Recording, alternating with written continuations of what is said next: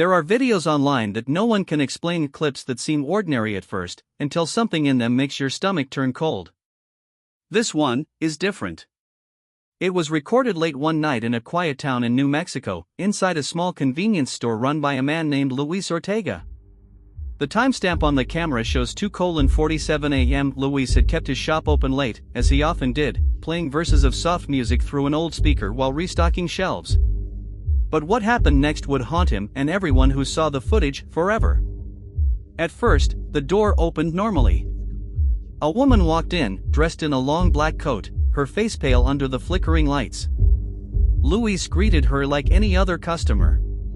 She didn't respond. Instead, she tilted her head slightly and asked a question.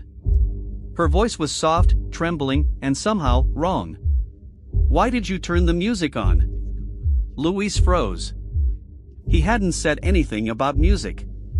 Before he could answer, she repeated it. "Why did you turn it on?" But this time, the voice was different. Deeper. Distorted. Like two people were speaking at once, one whispering beneath the other. Luis took a step back. The woman's expression didn't change, but something about her movements felt unnatural, too slow, too heavy, as if she were moving through water. She lifted her hand toward the counter, and Luis noticed something that made his chest tighten. Her fingers were unnaturally long, and her skin looked almost translucent, as if light passed through it. He tried to speak, but his voice cracked. "Ma'am, are you okay?" The woman leaned forward, her eyes locking onto his, and said, in a voice that wasn't hers anymore, "Don't be afraid. I'm not what you think." And then, the camera glitched.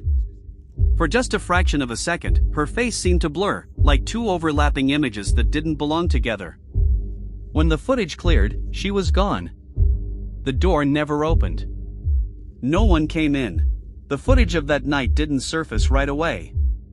For weeks, it remained hidden and stored in the dusty backroom of Luis Ortega's small convenience store, sealed inside a black hard drive that no one dared to touch. Luis had told only one person about what happened, his cousin, Miguel, who helped him run the shop during the day. But Miguel didn't believe him, at least, not until he saw the tape for himself. When he finally plugged it into his laptop, the screen flickered to life. The store's familiar aisles appeared, dimly lit, silent except for the soft hum of the refrigerator in the background. Then, the moment came, the woman entering, her slow, measured steps, her strange voice echoing in the empty room. Miguel froze. He replayed the clip again and again, searching for any sign of trickery, but the footage never changed. Every time she spoke, the same distortion crawled through the speakers, two overlapping voices, one human, the other, something else. It wasn't static. It wasn't an audio glitch. It sounded intentional. Miguel leaned closer to the screen, studying her face frame by frame.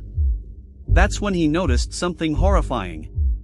For exactly 3 seconds, before the lights flickered and the woman disappeared, the timestamp on the video froze. The numbers stopped moving. Time itself on the recording had stopped.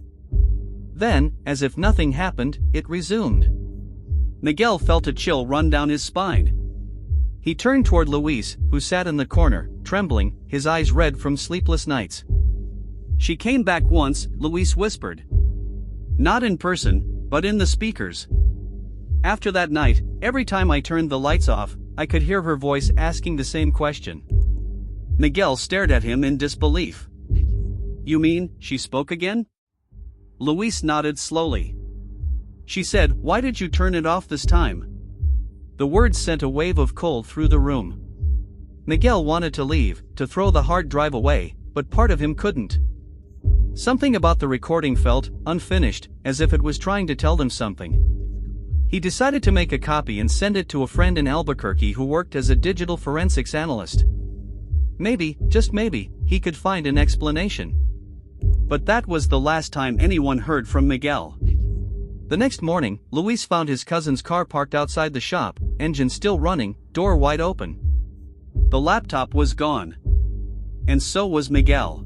Detective Sarah Collins had seen her share of strange cases in Albuquerque, but nothing like this. When she received the file from the Missing Persons Unit, the report simply read, "Subject, Miguel Ortega. Last seen outside Ortega's market. Evidence, surveillance footage. Anomalies detected. Anomalies. That word alone made her uneasy. She met Luis in his dimly lit store a few hours later. He looked exhausted, with deep shadows under his eyes, the smell of stale coffee filling the air. The flickering light above the counter buzzed like an angry insect. "It's the tape," Luis muttered. "It started again." Sarah frowned. "What do you mean, started again?" Without a word, Luis pulled out a small speaker from behind the counter, connected it to the store's security system, and pressed play. For the first few seconds, only static. Then, a faint voice. A woman's. "Why did you turn it off this time?" Sarah's skin went cold. The voice wasn't clear, it echoed strangely, like it was recorded inside a tunnel. But there was something else beneath it, something that didn't sound human. "You said this was recorded?" she asked. Luis shook his head slowly. "No. That's live audio. It only plays when the lights go off." Sarah turned around. "You're saying she's, what, inside the system?" Luis didn't answer. He just stared at the speaker, trembling. She decided to take the hard drive to the crime lab for analysis. Technician Evan Brooks plugged it in carefully, running it through decryption and data recovery tools. At first, everything looked normal until he opened the main video file. The metadata showed something impossible. Recorded duration * 8 minutes. Actual runtime * 7 minutes and 12 seconds. 48 seconds were missing. Deleted, or never recorded. When they enhanced the final frame, Evan froze. In the reflection of the freezer glass behind the mysterious woman, a faint shape was visible, a silhouette that didn't belong to anyone in the frame.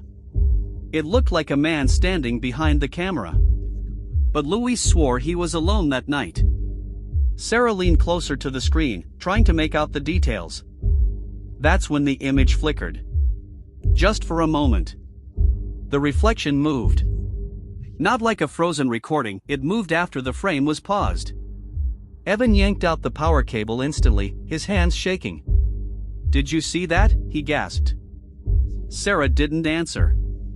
Her eyes stayed fixed on the dark monitor, her reflection faintly visible in the black glass. Then, from the unplugged speakers, came a whisper, barely audible.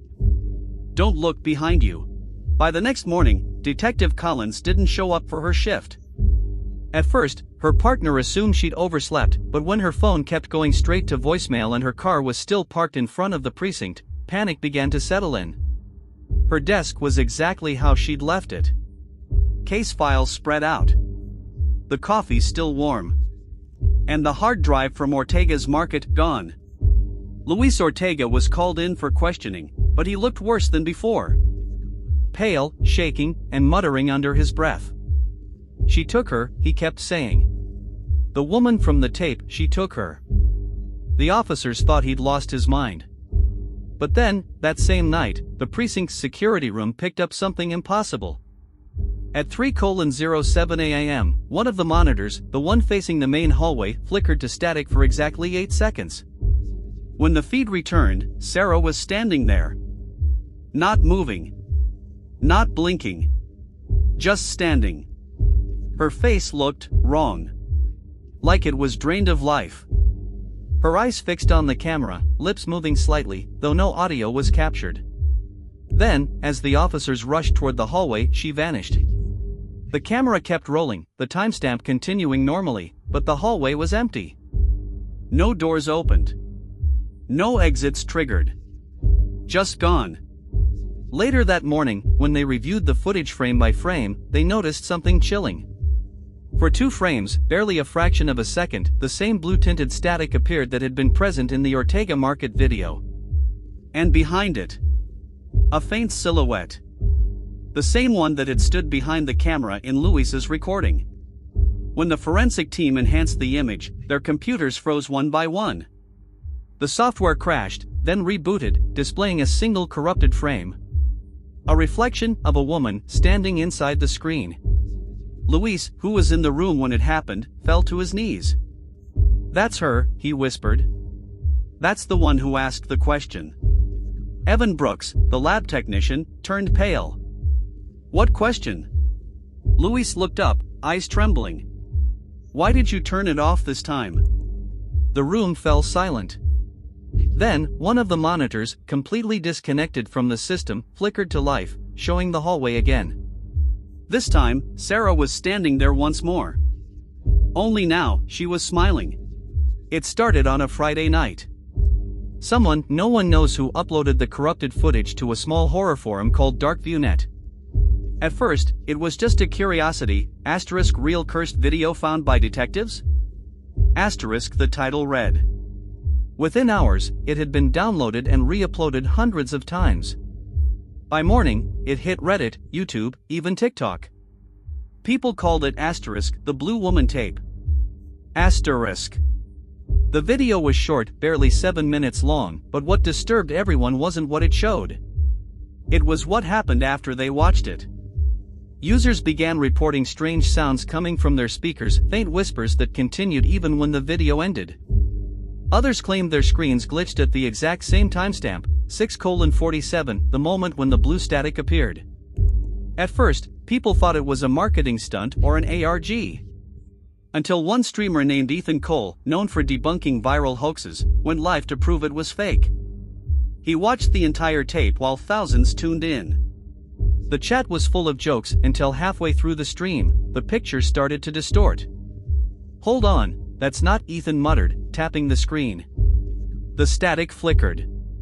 A woman appeared in the reflection behind him, pale, motionless, her face tinted blue from the monitor's glow.